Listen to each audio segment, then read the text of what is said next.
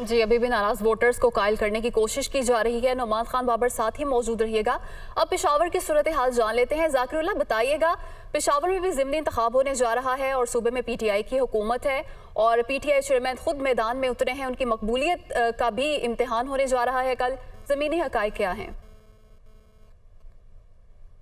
जी बिल्कुल, कल जो है ज़िमनी इलेक्शन इन्हें 31 में होगा। पेशावर में जो इन्हें 31 का हलका है, तो अगर इसको देखा जाए तो इससे पहले 2 बार जो है गुलाम बिलोर भी इस एनपी के जो है वो भी इस हलके से कामयाब हो चुके हैं, जबकि 2 बार पाकिस्तान तहरीक इंसाफ के उम्मीदवार जो है वो भी इससे कामयाब हो चुके हैं और इसी 31 से एक बार जो है वो इमरान खान भी कामयाब हो चुके हैं। तो इसी वजह से यहाँ पे मुकाबला जो है वो इंतहाई टफ होगा।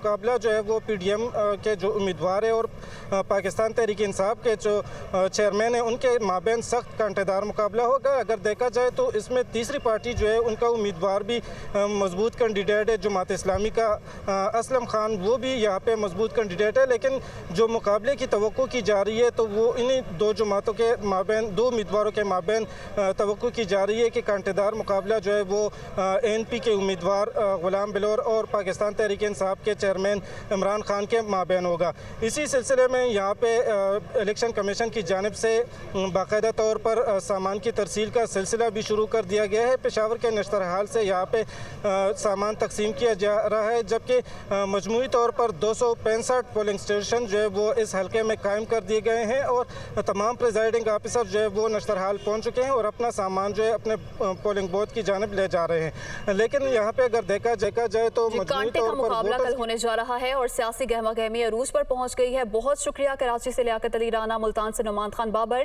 पेशावर से जाकिरुल्लाह हमारे साथ मौजूद थे और तमाम तर सूरत हाल से आगाह कर रहे थे।